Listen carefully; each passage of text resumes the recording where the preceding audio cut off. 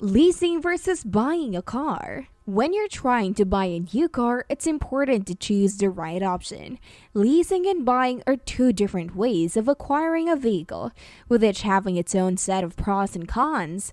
In this article, we'll compare leasing versus buying a car so that you can decide which is best for your situation. Hi, welcome to Wealthy Mind with JK, where we'll be talking about topics about earning money and handling finances.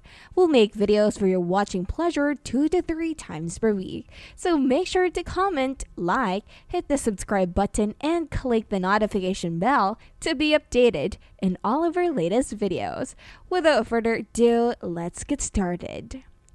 Leasing a car is like renting a home. You don't own it.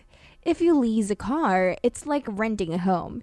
You don't own the property, and so cannot sell or trade it in the end of your contract. The only way to get rid of your lease early is to pay an early termination fee, or ETC. This can run thousands of dollars, and if you don't have that kind of cash lying around, well, you're stuck. Leasing has its advantages. It allows consumers who may not have a good credit histories access to better vehicles than they could otherwise afford. However, there are also drawbacks associated with leasing. You lose control over what happens to your vehicle once your contract expires.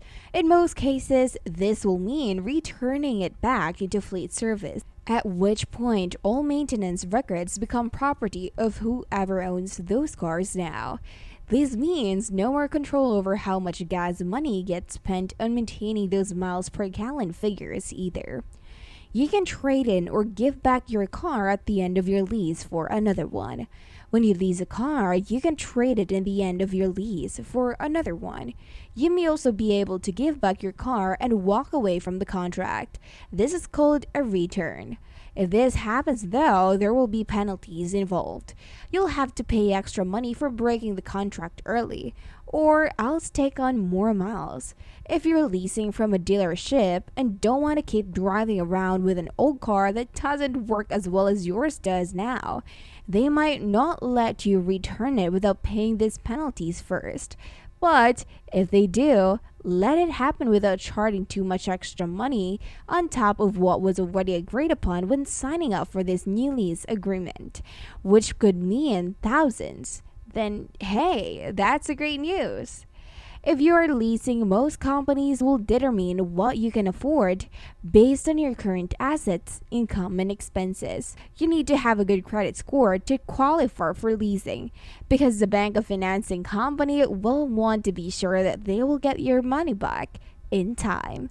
In addition, they will look at how much money you make per month, as well as how much of that amount goes towards paying other bills, such as rent, mortgage payments, or car insurance premiums. Your expenses. In order for a lease payment plan to work out financially, it must meet certain requirements.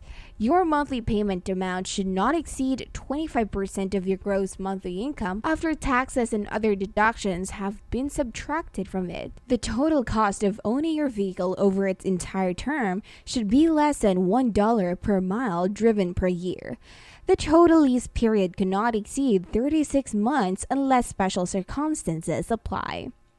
Leasing until you have more money on hand to buy a car is a good way to go, if you know that there will be no other changes to your finances in the future. Lease payments are usually lower than car payments, and often lower than what you would pay for a car loan. If this sounds like something that would work for you, then leasing could be an excellent way to go. You can also lease cars and trade them in after a few years. A lot of leases included free maintenance and service, so you don't have to worry about those costs while driving your new car. Don't need to worry about when to take the car in for service or what kind of service you should get. The lease company will pay for that. The only maintenance you may be responsible for is oil changes and tire rotations. This can be a great way to save money on car ownership, especially if you don't drive very much. While leasing may seem like an ideal option at first glance, there are some drawbacks that make it less appealing than traditional ownership. First, you should know that when you lease a car, the monthly payment is usually lower than if you bought the same vehicle with an auto loan. But this isn't necessarily a good thing. The reason why leasing payments are lower than those of loans is because when you lease a car as opposed to the buying one, you're paying for depreciation on the vehicle, plus interest. The interest rate is higher than with a loan because buyers don't have as much as equity in their vehicles when they lease them. In fact, many people believe that leasing makes sense only if there's no way they could afford an equivalent monthly payment through another method. In conclusion, it's up to you which option is best for your situation. If you're looking for a way to get into a new car without having to pay all the upfront costs, then leasing might be right up to your alley. However, if owning your vehicle is important, or if you think that owning it will save money over time, then buying would be better suited for your needs. Have you decided which one to choose? Comment them down below. We'd love to hear your opinions on this. We hope that you've learned something about our making money and finances. Don't forget to like, hit the subscribe button, and click on the notification bell to be updated in all of our latest videos. See you!